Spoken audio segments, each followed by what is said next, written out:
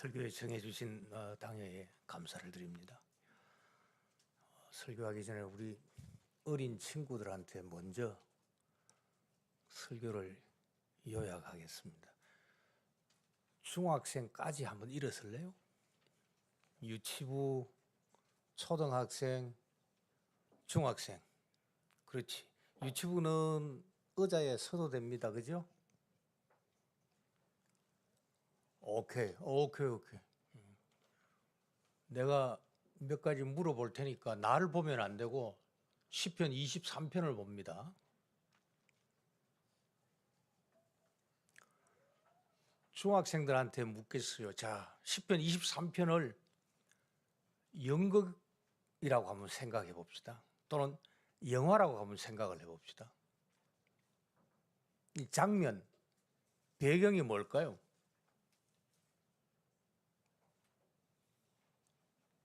연극 무대가 뭐로 나올까요?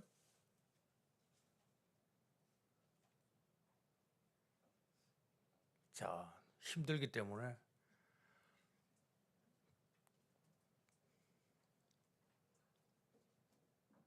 우리 중학생들 일단 이 시편을 쓴 사람의 직업이 뭘까?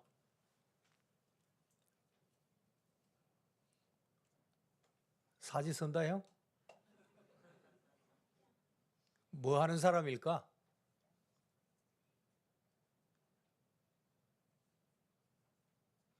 대답해봐.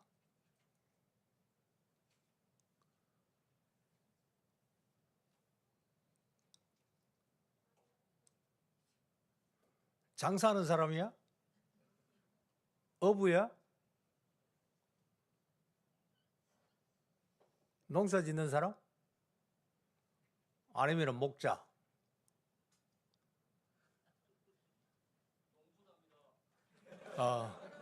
그러면은 쌀 농사하는 사람일까? 목자겠죠? 그런데 이 장면이 그러면은 정말로 푸른 잔디와 이 풀밭이 놓여 있을까요? 그거는 성경 지리를 조금 알아야 되겠죠. 이 지역은 우리 광양처럼 이렇게 눈을 들어 밖을 보면은 푸른 나무나 잔디가 있는 동네가 아니에요. 1년에 평균 비가 40mm 정도밖에 안 와요. 그렇기 때문에 푸른 풀밭이 없어요. 그런데 제일 마지막 절에 나오고 있는 내용처럼 여기에 운동이 있어요. 움직임이 있어요. 가는 방향이 있어요. 그 방향이 어디죠?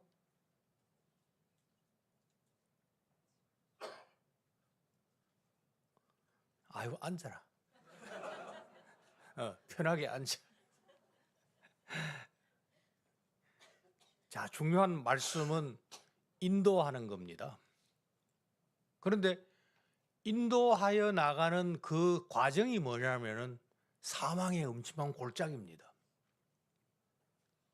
그런데 이 풀밭이라는 것은 연극 무대로 생각하면은 연극 무대에서 푸른 풀밭을 바깥에서 안으로 옮겨왔지만은 사실은 사망의 음침한 골짜기를 통과하여야 푸른 초장, 쉴만한 물가가 있습니다.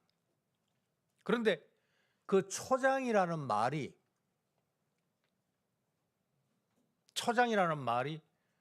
바깥에 있는 풀밭에서 연극 무대에서는 안으로 들어옵니다.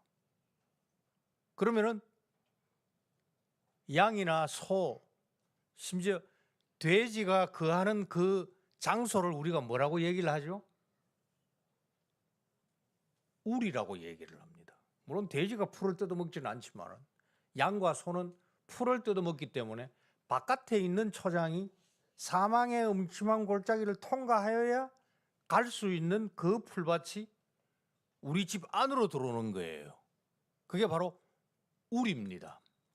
그런데 그 우리가 영원히 거하는 곳이 아니고 그 우리는 여호와의 집을 향하여 나아가는 중간 단계. 그러니까 이 시편 23편의 배경은 광야 생활입니다. 그리고 팔레스타인에 들어와 가지고 정착하면서 풀밭이 지척에 있지만은 그러나 그것이 완전한 최종 목표점이 아닌, 그래서 인도해 주시는 분이 함께 동행하시기 때문에 23편의 배경에는 잃어버린 양 한 마리하고는 관계가 없습니다. 사망의 음침한 골짜기를 두려워하지 아니하는 이유가 뭐죠? 주께서 나와 함께 하심이라. 그 함께 하시는 주님의 이름이 여호와입니다. 야훼. 그리고 그분이 광야 생활할 때 지팡이로는 이스라엘 백성을 위협하고 있는 이리떼들, 지형의 위험, 외적의 침입을 지팡이로는 물리치시고, 외적이 올 때 혼비백산하니까 막대기로는 양떼를 다독거려 가지고 어디로 인도하죠? 우리로 인도하죠. 그것이 오늘 하나님께서 우리를 인도하시는 모습을 보여주고 있습니다. 주 안에서 친애하는 형제 자매 여러분, 우리는 각종 질병, 재해, 그리고 날마다 싸우고 평가르고 상대를 몰아치는 아주 불안한 광야에서 살아가고 있습니다. 이런 돌발적인 온갖 위험도 있지만은 우리는 악인들과 죄인들과 오만한 자들의 틈바구니 속에서 견뎌야만 합니다. 예수장이기 때문에 무고하게 원수의 비방을 받습니다. 핍박을 받습니다. 우리는 항상 사망의 엄침한 골짜기를 다닙니다. 기운, 운동장입니다. 한치 앞도 내다보기 어렵습니다. 그러나 현재의 고난을 인내하며 장래의 불안을 극복해야 합니다. 하나님 아버지께서 예수 그리스도, 바로 그분을 우리의 목자로 보여주심으로 우리를 지금까지 안전하게 인도해 주셨기 때문에 우리는 의의 길을 담대하게 걸어갈 수가 있습니다. 바로 이 목자의 인도함을 받을 때 우리에게는 부족함이 없다 찬송하며 살아갈 수 있습니다. 어떻게 보기에는 기운 운동장이지만 우리의 삶은 결코 기운 운동장이 아닙니다. 24편을 보면 되게 아름다운 목가적인 서정시로 생각을 합니다. 그러나 사실은 서사시가 그 배경에 깔려 있습니다. 민족의 역사입니다. 한마디로 유목민의 삶의 현장입니다. 출애굽하는 광야 생활이었습니다. 그렇다면 이 인도하신 하나님이 어떻게 나의 목자입니까? 이스라엘은 광야길 40년을 이 사망의 음침한 골짜기를 통과하며 다녔지만 부족함이 없었습니다. 여호와께서 목자이셨기 때문입니다. 약속의 땅 가나안 땅에 정착한 다음에도 조상들의 목자 여호와는 이스라엘 민족과 교회의 목자이십니다. 그래서 교인인 이 시인 자신의 목자 여호와는 나의 목자이십니다. 민족과 교회와 이 개인의 목자는 과거와 현재의 목자이실 뿐만 아니라 영원한 장래의 목자이십니다. 시인은 목자께서 장래에도 함께 하실 것을 확신합니다. 여호와의 집에 영원히 거할 것을 소망합니다. 바로 이런 확신과 소망이 우리 찬송의 재료입니다. 예수님은 현재와 장래에도 우리의 선한 목자이십니다. 그분이 원수의 목전에서 어린 양의 혼인 잔치상을 베푸시는 날을 바라보면서 이 험난한 삶을 전진하며 살아가야 되겠습니다. 여호와 로이, 부족함이 없으리로다. 세 가지입니다. 목자가 없는 곳에서는 부족함이 왕노릇합니다. 두 번째, 목자가 계시면 사망의 음침한 골짜기에서도 부족함이 없습니다. 세 번째로, 광양개혁교회, 우리의 직분자들은 광야길의 목자입니다. 가나안을 목전에 두고 여호와께서 이스라엘에게 이렇게 약속을 하십니다. 신명기 6장 10절에서 11절 말씀. 이스라엘 민족, 네가 건축하지 아니한 크고 아름다운 성읍을 얻게 하시며 네가 채우지 아니한 아름다운 물건이 가득한 집을 얻게 하시며 네가 파지 아니하는 우물을 얻게 하시며 네가 심지 아니한 포도원과 감람나무를 차지하게 하사 네게 배불리 먹게 하실 것이라. 이것이 바로 여호와께서 준비하신 푸른 초장, 쉴만한 물가입니다. 그러나 사망의 음침한 골짜기를 통과해야 됩니다. 이것은 예전 족장들에게 약속하셨던 땅입니다.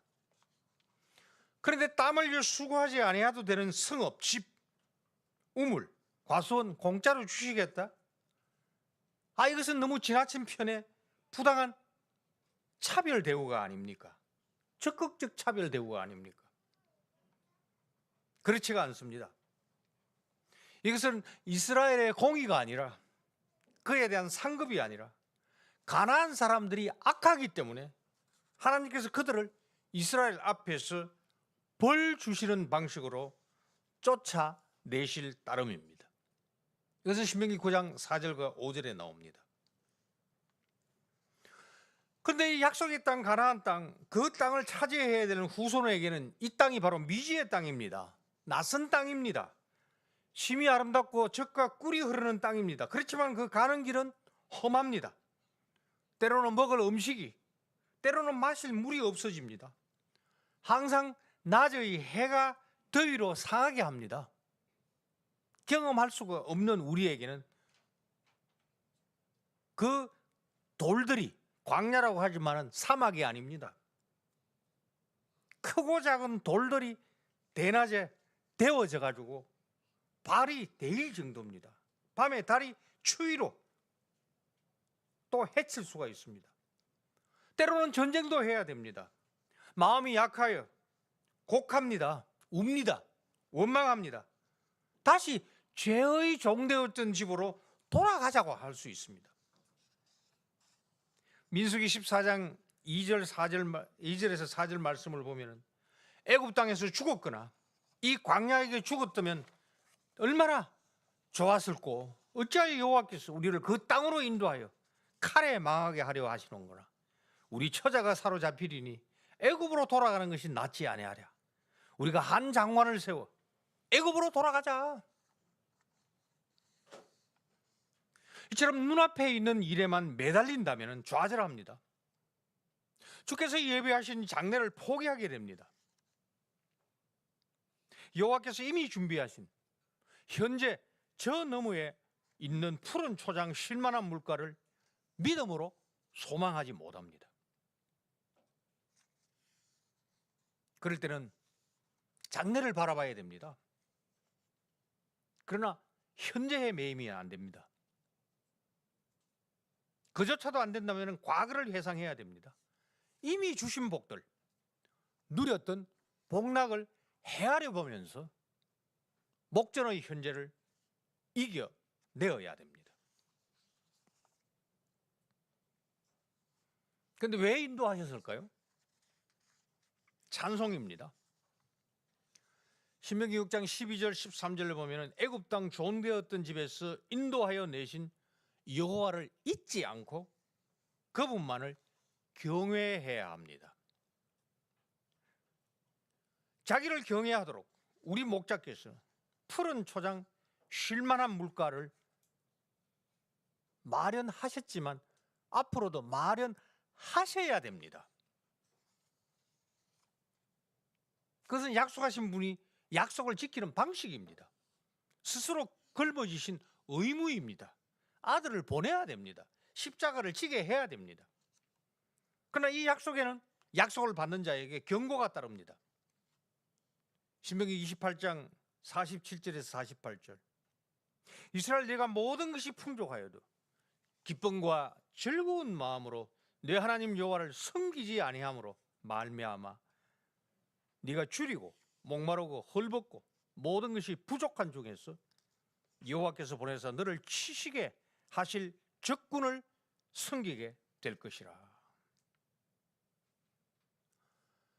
여호와께서 마련해 주신 푸른 초장, 쉴만한 물가의 풍요가 오히려 재앙이 될 수가 있습니다. 초장과 물가에 목자가 없다면 재앙입니다. 목자 여호와를 섬기지 아니하는 곳에서는 부족함이 왕노릇합니다. 적군을 섬기게 됩니다. 풍요의 노예가 됩니다. 풍요를 누리고 있는 우리 자신들에게 주시는 경고의 말씀입니다.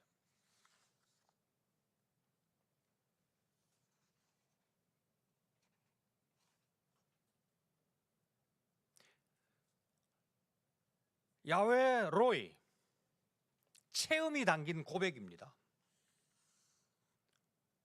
이 배경은 역사입니다. 민족의 역사입니다. 현장은 원수들의 목전입니다.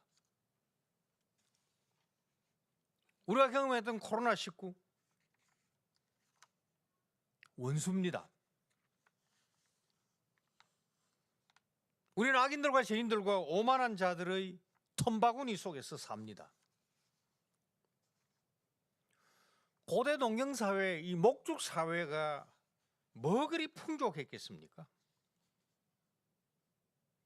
지금 우리가 살고 있는 것과는 비교할 수 없을 만큼 시인은 궁핍하게 살아갑니다.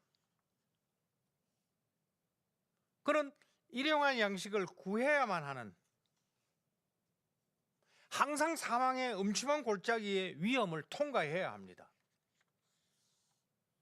두려움과 공포가 늘 몰려옵니다. 더군다나 야훼 로이, 그분만을 섬기는 것을 위협하는 그 이방인들의 틈바구니 속에서 샬롬, 평안이 없습니다. 그럼에도 시인은 부족함이 없다고 고백합니다. 샬롬을 고백합니다. 선한 목자의 양이 되어 푸른 초장에 누우니 배고프지 아니하며 쉴만한 물가로 인도받으니 목마를 염려가 없다고 찬송합니다. 여호와께서 이 시인의 영혼을 소생시킵니다. 소생, 이건 절절한 겁니다. 물이 흔치 않습니다. 쉴만한 나무가 없습니다. 초장은 더 없습니다. 소생, 자기 이름을 위하여 약속하신 목자가 노심초사 의의 길로 인도하시기 때문입니다. 궁핍 가운데서도 내게 부족함이 없다고 노래할 수 있는 거 믿음입니다. 여호와께서 목자이시기 때문입니다. 이 목자 여호와를 노래하는 배경에는 출애굽이 있습니다. 홍해가 있었습니다. 광야가 있었습니다. 시편 77편 20절에 이스라엘을 죄의 종 되었던 집에서 인도하여 내신 그들의 하나님 여호와 모세를 목자 삼아 자기 양 이스라엘을 인도하게 하셨습니다.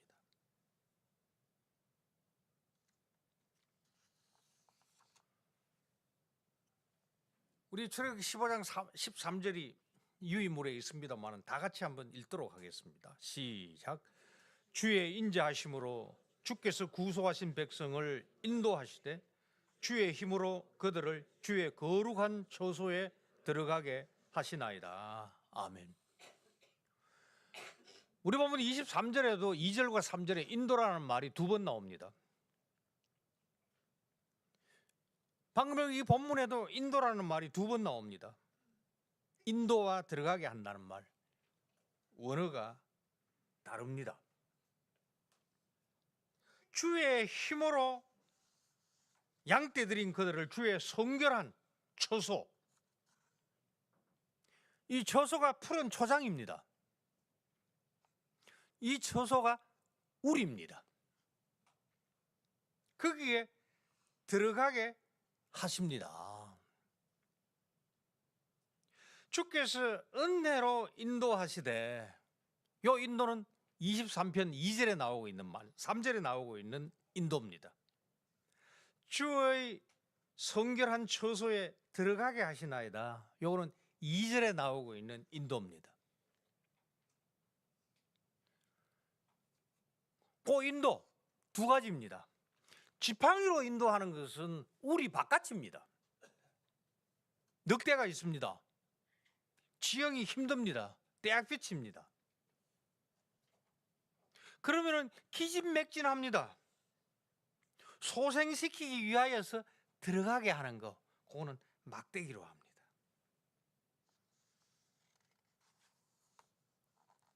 인도하신다는 배경은 바로 양몰입니다.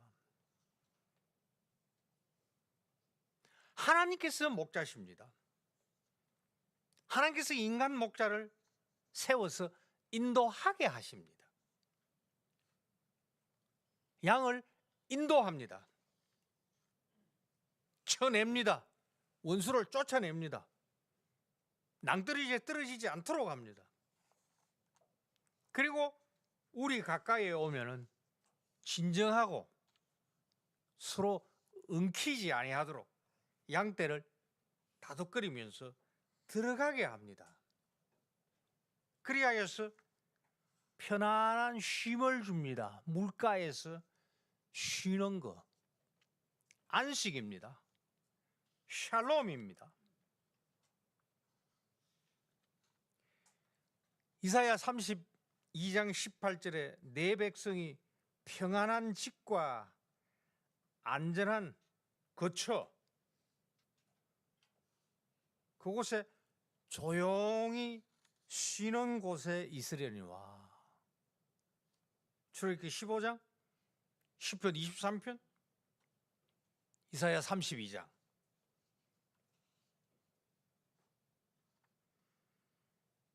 출애굽기 15장 13절에 나오고 있는 그 성결한 처소라고 했는데, 그 성결한 처소가 바로 화평한 집입니다. 여기에 집은 베들레헴 할 때 베트, 그렇게 덩그란 집이 아니고 우리입니다. 풀밭입니다.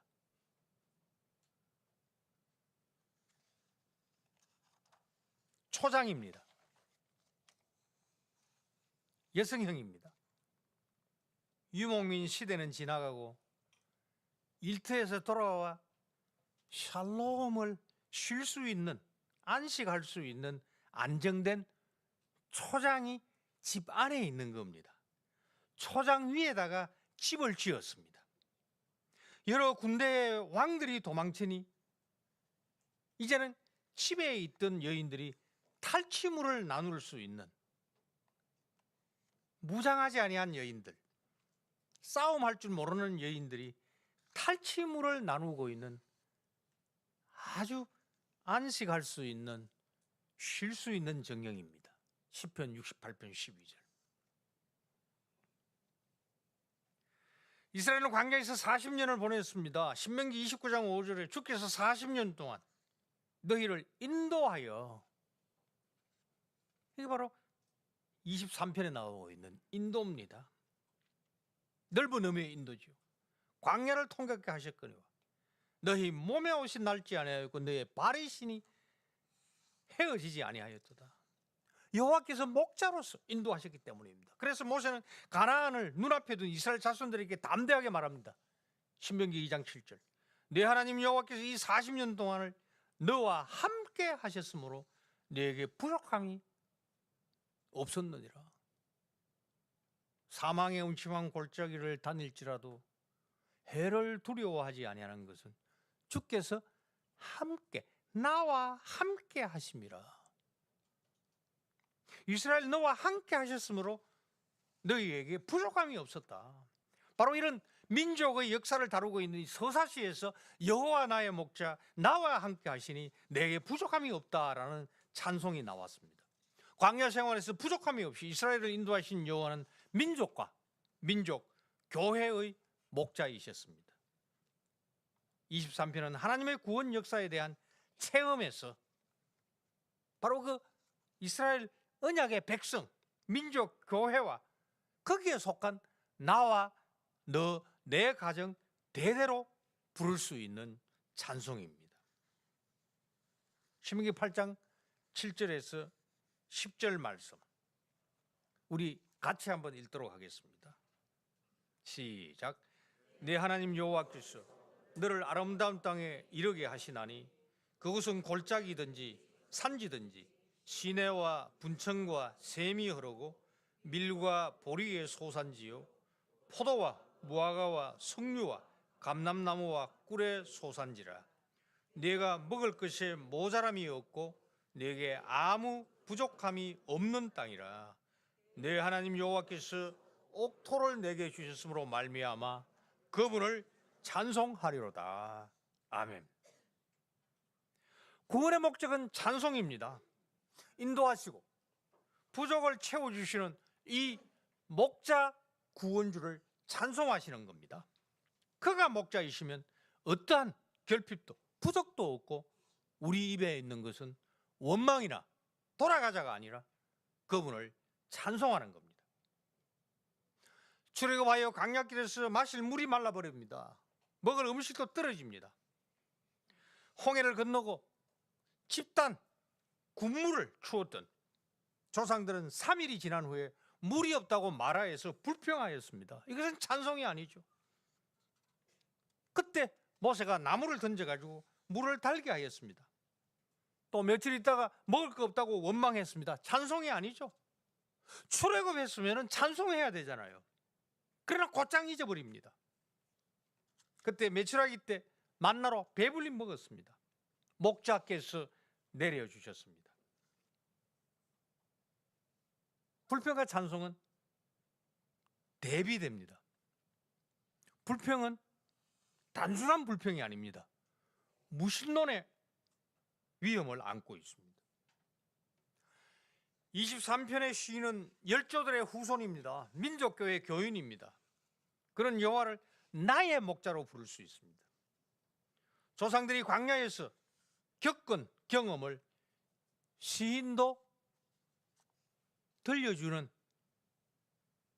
민족 역사 서사시를 통하여서 바로 그 조상들을 인도하신 하나님 여호와 로이를 경험하고 있습니다. 시인의 삶도 광야길과 같습니다.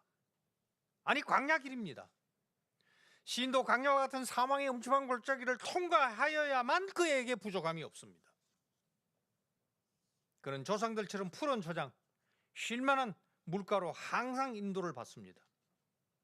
그것은 바로 주께서 함께 하신다는 말씀의 의미입니다. 함께 하시는 하나님, 바로 사망의 음침한 골짜기에서도 함께 하시는 하나님, 그분의 이름은 여호와입니다. 아모스 5장 8절. 사망의 음침한 골짜기, 이것은 시인의 개인적인 삶의 여행길이기도 합니다. 이 여행길 험난합니다. 온갖 시험이 절비합니다. 우리가 살고 있는 바로 이 순간입니다. 여론이 사망의 음침한 골짜기에서 우리를 위협하고 있는 원수들입니다. 흔히들 사망의 음침한 골짜기는 양이 목자를 떠난 모습을 가리킨다고 오해합니다. 물론 그럴 수 있습니다. 그러나 시편 107편 10절의 말씀, 사람이 흑암과 사망의 그늘에 앉으며 곤고와 쇠사슬에 매임은 하나님의 말씀을 거역하며 취존자의 뜻을 멸시함이라. 하나님께서 범죄한 자를 시편 44편 19절에는 사망의 그늘로 변하여 덮으실 수가 있습니다. 예레미야 13장 16절에는 너희 바라는 빛이 사망의 그늘로 변하여 침침한 흑암이 되기 전에 너희 하나님 여호와께 영광을 돌려라, 찬송하라는 겁니다. 사망의 음침한 골짜기, 사실은 광야길입니다. 이스라엘 열조들은 광야에서 하나님은 사랑으로 하나님 여호와를 잘 따랐습니다. 찬송하는 것처럼 보였습니다. 그러나 세월이 조금 지나자, 며칠입니다. 예레미야 2장 6절 말씀,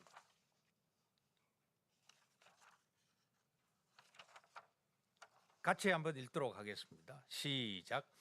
그들은 애굽 땅에서 인도하여 내시고 건조하고 사망의 음침한 땅을 통각해 하시던 여호와께서 어디 계시느냐 말하지 아니하였다. 불신입니다. 바로 여기에 사망의 음침한 땅이 바로 사망의 음침한 골짜기입니다. 이스라엘은 사망의 음침한 땅, 곧 광야를 통과했기 때문에 가나안에 들어갈 수가 있었습니다. 신명기 8장 15절에 너를 인도하여 물이 없는 간조한 땅, 가문 땅, 바로 음침한 땅을 지나게 하셨도다. 광야가 사망의 음침한 땅이었으나 여호와께서 목자가 되셔서 함께 하셔서 이들은 이스라엘 약속 받은 대로 가나안 땅에 입성할 수 있었습니다. 그런데도 조상들이 이 목자를 잊어버렸습니다. 후손들은 이 목자를 배반합니다. 찬송하지 않습니다. 그러면 샬롬이 없습니다. 부족함이 왕노릇합니다. 부족한 것만 보입니다.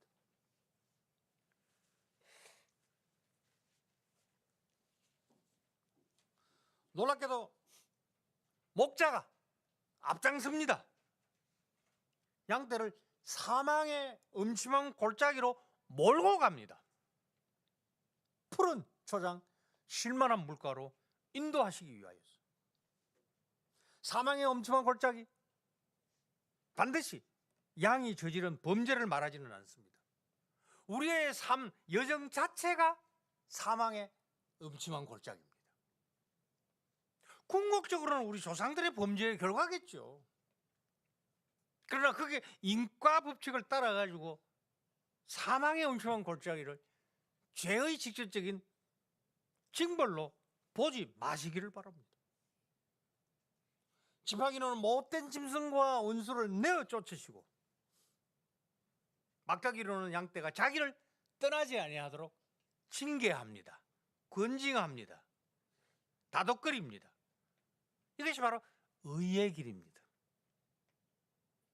종교개혁 후에 우리들은 의하면 이신칭의 의를 생각합니다. 아니에요. 의는 그냥 콧다라는 말입니다. 그것은 이쪽 지형을 알면 됩니다. 도무지 곧은 길이 없습니다. 빤히 보여도, 우리는 빤히 보이면 길 내면 되잖아요. 자갈길이 정도가 아닙니다. 모난 큰 돌들이 거기에 박혀 있기 때문에 항상 이렇게 가야 됩니다. 그런데 목자가 먼저 앞장을 섭니다. 정탐을 합니다. 지형을 파악을 하고 난 다음에 양떼가 가장 빠른 속도로 짧은 길로, 지름길이죠, 푸른 초장, 쉴만한 물가로 갈 수 있도록 하는 그것을 가리켜서 인도라고 합니다. 부족함이 없는 현대, 오히려 똑바른 길이 쉽지가 않습니다.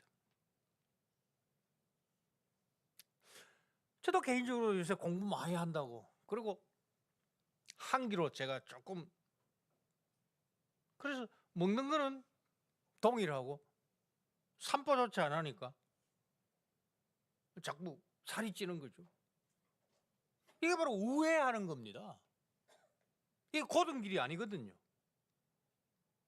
풍요가 의의 길을 따라가는데 장애물입니다.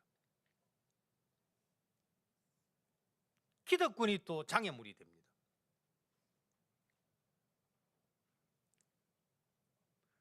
그러나 양은 우리 현대의 풍요가 아니라, 풍요의 기득권이 아니라 목자의 음성만 듣고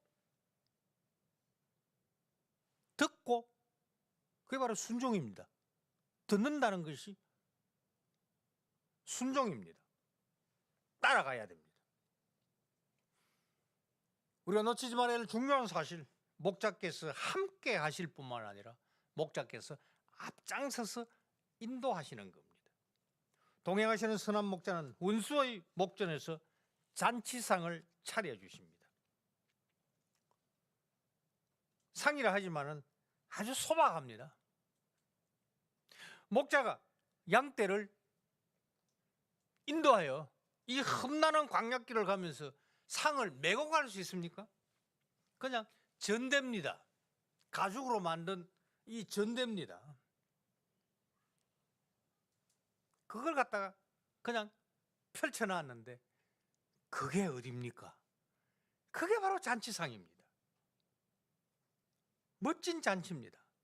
사망의 음침한 골짜기를 지나 그럼에도 그 주위에 이리가 침을 흘리면서 호시탐탐 노리고 있는 그 원수의 목전에서 잠시 쉴 수 있는 것, 바로 목자께서 준비하신 잔치상입니다. 물질의 궁핍, 자연재해, 원수들의 해코지, 때로는 코로나19로 대변되는 변종 바이러스들, 찬송받기 위하여 목자께서 인도하시는 사망의 음침한 골짜기입니다. 인도를 체험하고 고백하며 찬송하는 자만이 사망의 음침한 골짜기를 담대하게 통과할 수 있습니다. 스스로? 아닙니다. 함께. 야훼 로이. 민족을 인도하시고 조상들에게 부족함이 없게 하신 여호와를 회중이 회막과 성전에서 노래합니다. 내가 여호와의 집에 영원히 살리로다. 이제는 유목생활하고 있는 그 초지에서, 그 우리에서 이제는 비로소 베이트, 베들레헴, 베이트 야훼, 여호와의 집에 영원히 살리로다. 죄의 종되었던 집을 떠나 여호와의 집에서 거할 소망을 노래합니다. 어떤 어려움이 오더라도 이 체험을 되새기며 늘 목자와 동행하는 삶을 살겠다는 단호한 고백입니다. 참새와 그 새들을 부려워할 수밖에 없는, 성전에 갈 수 없는 그 시인의 고백을 우리가 84편에서 불렀습니다. 우리의 영원한 소망은 믿음 가운데 사망의 음침한 골짜기를 통과하며 여호와의 집에 영원히 사는 겁니다. 이처럼 개인의 체험은 회중 가운데서 나옵니다. 목자이신 하나님께 영광 돌릴 때 이 고백은 완성됩니다. 이게 영원히 우리를 찬송입니다. 비록 범죄로 심판을 받아 포로로 잡혀가지 않더라도, 혹 잡혀간다 하더라도, 그러나 그것은 사망의 음침한 골짜기일 뿐이지 우리가 영원히 거할, 옮겨지지 아니하는 저 진동하지 아니하는 하나님 여호와의 집은 아닙니다. 바로 그것은 안정된 처소입니다.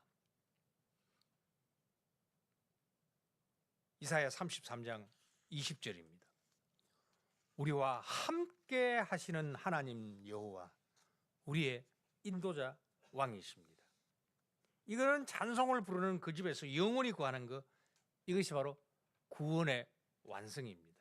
여호와의 집, 이것은 사망의 음침한 골짜기에서 완전하게 벗어나 영원토록 누릴 영원한 안식처, 살롬의 처소입니다. 바로 영원한 예배의 처소입니다. 여호와의 집에서 먹을 목초와 마실 물이 흘러내립니다. 영원히 배고프지 않고 영원히 목마르지 아니할 그 영원한 처소를 우리는 바라봐야 됩니다. 선한 목자 예수님은 시편 23편을 성취하신 목자장이십니다. 예수님께서도 무리를 한적한 곳으로 인도하셨습니다. 한적한 곳이 바로 광야입니다.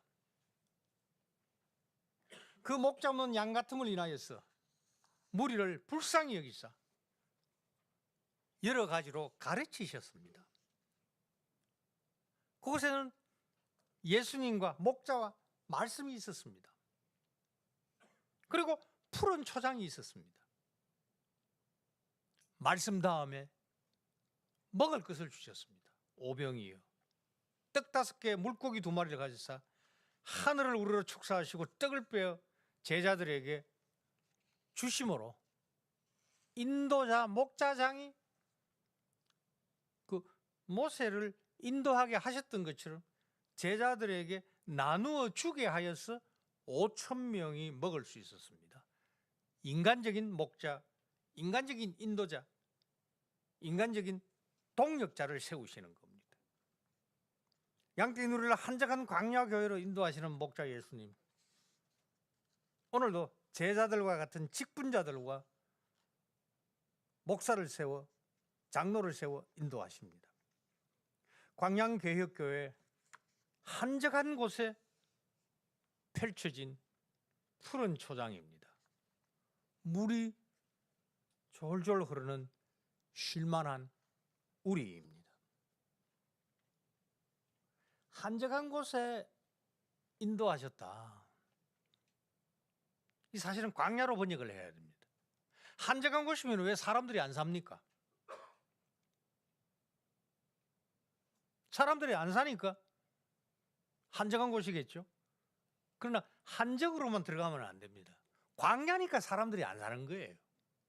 그런데 바로 그곳으로 사람들을 모았습니다. 그런데 거기 푸른 잔디가 있다고 했는데 그건 잔디가 아닙니다. 잔디는 뿌리가 있고 단연생입니다. 우리 번역이 푸른 잔디라고 했는데 푸른 잔디가 아니고 푸른 초장이 아니고 봄이 되면은 금기가 시작이 되는데 바로 그 어간에 비가 싹 오면은 다음 날 풀이 파릇파릇하게, 요새 우리 그 식사 때 먹는 그거 뭐라고 합니까? 무 뭐 이런 거 뭐 조그만한 거 뿌리 해가지고 먹는 거 있잖아요. 그런 방식으로 잠깐 풀이 솟은 바로 그것에 예수께서 제자들을 통하여서 무리를 먹였던 겁니다. 한적한 곳, 광야입니다. 바로 이 교회가 한적한 곳에 광야에 펼쳐진 푸른 초장입니다. 쉴만한 물가, 쉴만한 우리가 이 광양교회, 개혁교회입니다. 광양개혁교회는 주께서 피로 사신 양떼들이 노니는 안전한 거처, 거룩한 처소, 성결한 집입니다. 광양개혁교회 양무리 안에는 양들은 목자의 음성을 듣습니다. 사이비 사건의 농락이 너무 많은 시절입니다. 목사는 유일한 목자의 음식을 잘 전달하는 말씀의 꼴과 성찬의 음료로 잘 먹여 양떼가 배부르게 해야 합니다. 목자는 양들과 항상 동행하되 늘 앞장서야 됩니다. 주야로 불침번을 써야 됩니다. 말씀으로 정찰하여 흠지를 피해야 됩니다. 짐승들의 공격, 지팡이로 막아내야 됩니다. 동시에 뒤를 돌아보면서 막대기로 양떼들을 다독거려야 됩니다. 주야로 동행하는 목자에게 양떼의 냄새, 똥 냄새가 나야 됩니다. 그렇지만 양떼에게는 향긋한 기름이 머리에 흘러 상쾌한 곳, 바로 음식과 잔이 넘치는 잔치상이 펼쳐진 곳이 바로 광양개혁교회입니다. 인간 목자는 초장으로 인도하기 위하여서 사망의 음침한 골짜기를 통과하지 않아도 됩니다. 이미 우리 목자장께서 십자가의 음침한 골짜기를 거쳐 우리 앞에 닥칠 모든 위험을 제거하였기 때문입니다. 우리가 앉은 자리, 광양개혁교회가 여호와의 집이요 화평한 초장과 우리입니다. 매주일 양떼를 푸른 꼴로 배불리고 물가에 쉬게 하는 곳입니다. 의의 길로 인도하는 곳입니다. 그래야 해서 한 주간 악인들과 죄인들과 오만한 자들의 그 이리 가운데로 파송받는 양떼들이 새로운 힘을 소생하는 힘을 얻는 것입니다. 내가 너희를 보냄이 양을 이리 가운데 보낸가 같도다. 마태복음 10장 16절. 주중에 이리를 양떼로 만드는 일에 여러분들이 피곤치 않고 승리하기 위하여 바로 주일마다 이곳에서 신선한 풀 그리고 아주 맑은 물로 소생하는 그 쉼과 안식이 꼭 필요한 겁니다. 장로는 이 목사의 음성이 목자장 그리스도 예수님의 음성인지 확인하고 동시에 양떼들이 이 말씀의 꼴을 잘 먹고 소화가 잘 되는지를 살핍니다. 집사와 근사는 혹 우리가 불결한지 사도행전 6장에 나오고 있는 것처럼 식당을 잘 청소해야 되는 겁니다. 목사가 주방에서 음식을 아무리 잘 만들어내도 우리가 더러우면 손님이 안 옵니다. 집사와 권사가 하는 일이 바로 이겁니다. 물론 여기에서는 권사가 없지만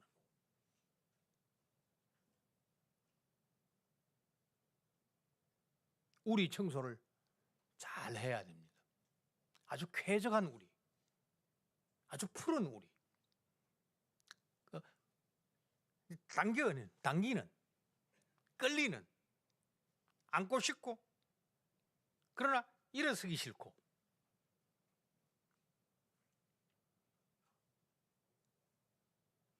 교제가 있어야 되죠. 말씀을 함께 나눠야 되죠. 밥 먹고 곧장 집에 가면 안 되죠.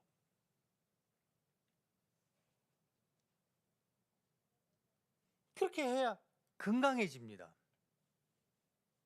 집단 면역이 형성돼 가지고 질병에 걸리지 않는 겁니다. 광야길 사망의 음침한 골짜기에서 겨우마다 야외로의 부족함이 없도록 찬송하도록 인도자인 목사와 장로와 집사가 섬겨야 됩니다. 광양개혁 우리 폐쇄적이지 않아야 됩니다. 우리에 있는 우리만 좋으면 안 됩니다. 이 우리를 확장해야 됩니다. 양떼들인 겨우들은 주일마다 신선한 말씀의 꼴을 먹고 물을 마시며 함께 포동포동해진 다른 양떼들과 어울려 참 교제를 얻으며 누리며 힘을 얻고 그리고 바깥으로 파송받습니다. 주일마다 양떼를 푸른 초장 쉴만한 물가에서 즐기게 하시는 우리의 목자장, 인간 목자와 인도자들을 통하여서 겨우들을 다시 사망의 음침한 골짜기로 파송하십니다. 우리는 세상으로 나가 이리를 양으로 변화시켜야 됩니다.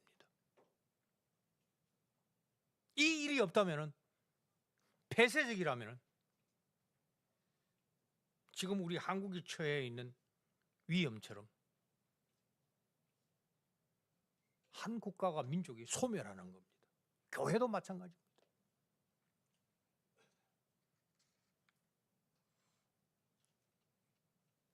사망의 온전한 골짜기에서 우리를 노리고 있는 그 이리떼들이 우리와 같은 양떼가 되고, 그리고 그 한적한 곳, 바로 그것이 우리가 감으로 그 광야가 푸른 초장이 되도록, 이 한적한 곳, 광야에 있는 이들이 바로 이 푸른 초장, 쉴만한 물가, 광양개혁교회를 사모하도록 만들기를 바랍니다. 우리 안에서 받은 훈련, 세상으로 파송받아 그 우리를 확장하는 일에 모든 직분자들은, 목자로서도 앞장서는 인도자들입니다. 직분자들은 교회 안에서만 직분자가 아닙니다. 바깥으로 나가면 직분을